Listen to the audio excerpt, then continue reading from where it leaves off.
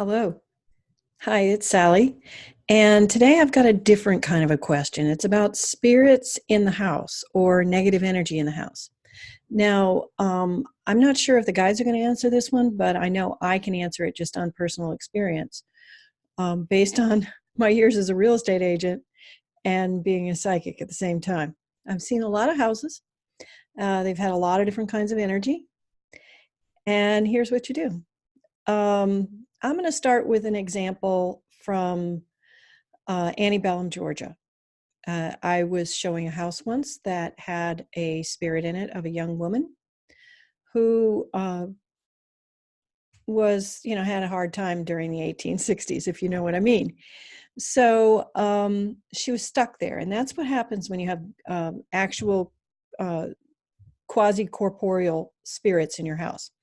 What happens is they're in a not full dimension. They're not in the third dimension. They're kind of stuck in the fourth.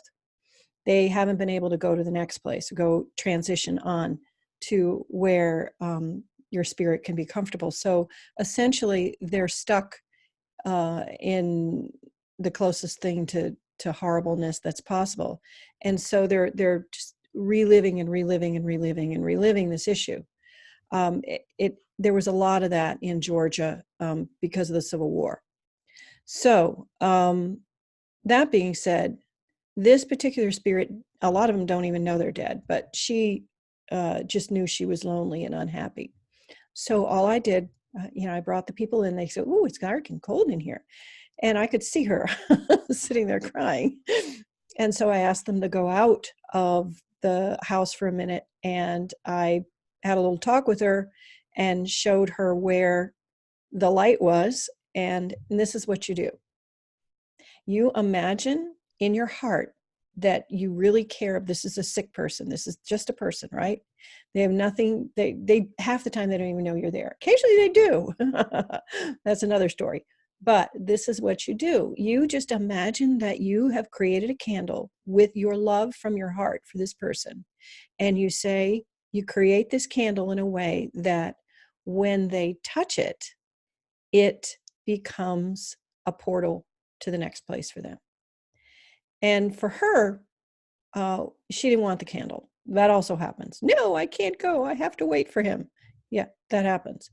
So essentially, what you do then is you just take I'm in physical and you're not kind of a thing. You just make your physical energy uncomfortable for them to be near. And you just say, okay, go outside for now. You don't want to, you don't have to be mean. That's the thing, is you don't have to be mean. Although if you do yell at spirits, they don't care for it. It's the force of your of the vibration of the energy of the anger will force them out. But you don't want to do that. All you want to do is, here's your candle. Boom. Um, a lot of people talk about sage. It doesn't last. Say you can sage and sage and sage and sage, and it doesn't last. And you can add crystals and crystals and crystals. They're still going to come back. I'm sorry. They're going to want to get whatever it is done, or whatever they believe. Remember, if you believe it, it's true. Doesn't matter what it is, living or dead. If you believe it, it's true, and it becomes your primary thing. So just remember that.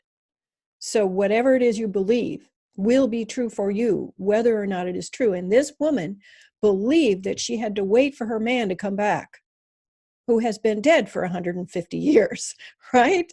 So if you believe it, it's true. Remember that. So what you're going to have to do with a spirit like that is somehow communicate to them about their present situation. And that's what I did with her. I said, here, step outside. This is what's going on. Here's your candle. Boom. And then she left. And then the house was clear. And the couple actually bought the house because the bedroom suddenly, heated up, 15 degrees, and it got bright and sunny again. Because that'll, your house will feel gloomy. Now, there is another type of thing called the vibration of negative forces. I have walked in houses where there's been a horrible acts taking place in the house. I had a friend who rented a house and couldn't understand why she felt so uncomfortable in this house. But I didn't even want to walk in the doorway. I could feel the absolute horror of the moment. There was a murder, two of them. One of the children go dinghy and kill their parents, kind of a thing. Really, really, really horrible. And so all that vibration was there. There were no actual spirits there, but all that vibration, because it was only a short time before. It was illegal that they didn't tell her that had happened, but evidently there's a loophole in Tennessee that you don't have to tell people if it's rented. You do if you sell it. You don't, but you don't have to if it's rented. So anyway, so what you did in that situation is saging does help, but not always if the vibration is such that. So, and this is a place where crystal vibrations do help, amethysts and quartz, and do your research. Crystal can help clear the negative energy. And then the final thing is what I call heart energy. You just come in and you just send clearing love through. You just love. Love is the strongest force there is. There's no force, there's no energy vibration that's stronger than love. Do you get that? It's not love as in lust. It's love as in pure appreciation, pure satisfaction, pure acceptance. That's what we mean by love for these spirits. Or this energy. You just move your heart energy. I once lived in a house where there was a lot of stuck energy and a lot of quote unquote ghosts. There's a lot of haunted houses in the South. I'm sorry. If you live in an old house, it's guaranteed it's haunted. But you can make friends with your inhabitants. This particular house had a reputation of quote unquote causing bankruptcy. And we changed the energy. It was physically very hard on me. I didn't realize that. And that's what you need to notice. If you are holding up the house, holding up the spirits of the house, then you may notice it's physically hard on you. So then you're going to want to sage, and you're going to want to send love energy through the house, and you're going to want to place the white candles. It's not a ritual. It's an energetic clearing, because you're just essentially saying, I'm in physical, you're not. I want to clear this and own this space. And if you come at it gently, it's exactly like if you got a raccoon in there. Are you going to get angry with the raccoon? No, just excuse me, raccoons cannot live in my attic. It's the exact same feeling of that. Do you understand? So do get help if you're worried. It's not a big deal. It is simply that I'm in physical and you're not. And I own this space. If you had a squatter in your back bedroom, would you go, oh, I'm afraid of you, I can't come near you? No, you'd say, excuse me, this is my house, you can leave now. And that's the same energy you take. You don't have to be angry. You don't have to be hateful. You just have to say, this is unacceptable, and you must go. And 9 times out of 10, it works. I lived in a house once that was already 100 years old when it became an antebellum hospital. And for the Civil War, in the Civil War, a lot of young men were sick and wounded at the same time. So let's just say there were a lot of spirits wrapping around in that place. And they'd like to play games on me, like steal things from me and lock me out at inopportune moments. And that was the one time I understood that when you get really, really, really angry with a ghost, they will change. But this was a whole group of ghosts. I mean, they used to physically touch me.